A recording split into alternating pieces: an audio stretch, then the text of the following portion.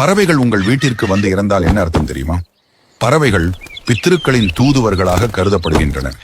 அப்படிப்பட்ட ஒரு உயிர் நம் வீட்டில் சக்தி இழந்து இறக்கும் போது அது ஏதேனும் வரவிருக்கும் ஒரு தடையை சுட்டிக்காட்டுவதாக நம்பப்படுகிறது. சில சமயங்களில் நமக்காக வரவிருந்த ஆபத்தை அந்த உயிர் ஏற்றுக்கொண்டதாக கூட இருக்கலாம். பரிகாரமாக மற்ற பறவைகளுக்கு சிறிது உணவும் தண்ணீரும் வையுங்கள். சில விலங்கினங்கள் கனவில் வந்தால் அது துரதிர்ஷ்டத்தை தரும். பசுமாடு கனவில் நம்மை துரத்தினால் தீராத வியாதிகள் வரும். ஏன் என்றால் பசு தெய்வத்தின் அம்சமாகும். காளைகள் துரத்தினால் ஆயுள் குறையும். மீண்டும் வந்தால் மரணம் கூட சாத்தியம். புறாக்கள் கனவில் இறந்தால் மன அமைதி கெடும். பறவைகள் வாகனத்தில் மோதுவது போல கனவு வந்தால் துர்ச்சக்திகள் நம்மை துரத்துவதாக அர்த்தம். காகம் இறந்தால் பித்ருதோஷம், முன்னோர்களுக்கு பிரச்சனை. பூனை இறந்தால் உறவுகளுடன் பகை. பாம்பு இறப்பது போல கனவு வந்தால் அது சுபமல்ல. பொதுவாகவே இவ்வகை துர்கனவுகள் வந்தால் அதற்காக கோவிலில் நல்லெண்ணெய் தானம் செய்ய வேண்டும். சனி பகவானுக்கு நல்லெண்ணெய் தானம் செய்தால் துரதிர்ஷ்டம் போகும்.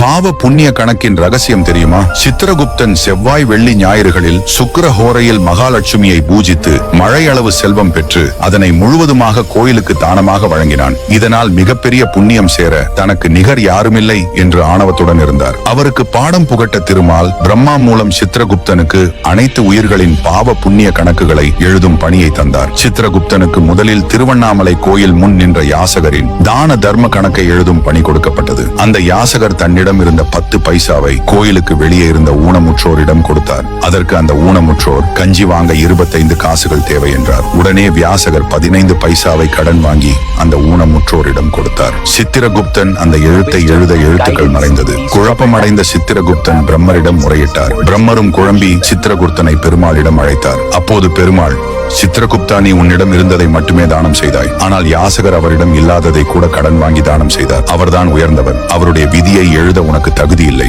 அதை நானே ஒற்றுக்கொள்வேன். சித்திரகுப்தன் மன்னிப்பு கேட்டார். இதுவே பாவ புண்ணிய கணக்கின் மர்மமும் ஆகும். செவ்வாய்க்கிழமையில் இந்த 5 சாமான்களை தானம் செய்தால் அதிர்ஷ்டம் பெருகும். சிவப்பு நிற ஆடை தானம் நேர்மறை ஆற்றலை அதிகரிக்கும். அனுமனின் இஷ்டமான கடலை மாவுலட்டு தானம் பதவி உயர்வை தரும். மைசூர் பருப்பு தானம் செய்வதால் மாங்கல்ய தோஷம் நீங்கும். திருமண தடைகள் விலகும். தேங்காய் தானம் உடல் ஆரோக்கியத்திற்கு நல்லது. அரிசி தானம் பொருளாதாரம். எவ்வளவு சம்பாதித்தாலும் பணம் தங்கவில்லையா? கடன் குறையவில்லையா? இதோ ஒரு எளிய பரிகாரம். வறுமையும் கடனும் நீங்க செல்வம் பெருக இந்த பரிகாரத்தை வெள்ளிக்கிழமை அன்று நம்பிக்கையுடன் செய்யுங்கள். வெள்ளிக்கிழமை ஒரு சிறிய மண்பானை வாங்கி அதில் கல்லுப்பு நிரப்பி பூஜை அறையில் வையுங்கள். அந்த உப்பிற்குள் 5 ரூபாய் நாணயத்தை யாருக்கும் தெரியாமல் வைத்து விடுங்கள். அடுத்த வெள்ளி அன்று இன்னொரு 5 ரூபாய் என மொத்தம் 27 வாரங்கள் தொடர்ந்து செய்யுங்கள். 27 வாரங்கள் கழித்து எல்லா நாணயங்களையும் மஞ்சள் துணியில் கட்டி குலதெய்வ கோவிலில் உண்டியலில் செலுத்துங்கள். இப்படி செய்வதால் மகாலட்சுமி அருளும் குலதெய்வ காப்பும் கிடைத்து கடன் தீரும், செல்வம் சேரும். வீட்டில் தரித்திரம் போக்கவும் செல்வம் பெருக்கவும் ஒரு எளிய பரிகாரம். யாருக்காவது பணம் கொடுக்க வேண்டும் என்றால் வாசல் படியில் நின்று கொடுக்க கூடாது. சனியனே என்றோ இழவு என்றோ கூறக்கூடாது. எரியும் குத்துவிளக்கு தானாக அணையக்கூடாது. ஊதியும் அணைக்கக்கூடாது. புஷ்பத்தினால் மட்டுமே அணைக்க வேண்டும். அதிகமாக கிழிந்த துணிகளை உடுத்தக்கூடாது. துணிமணிகளை உடுத்திக் கொண்டே தேய்க்கக்கூடாது. உப்பை தரையில் சிந்தக்கூடாது. அரிசியை கழுவும் போது தரையில் சிந்தக்கூடாது. அன்னம், உப்பு, நெய் இவைகளை கையால் பரிமாறக்கூடாது. கரண்டியால் மட்டுமே பரிமாற வேண்டும்.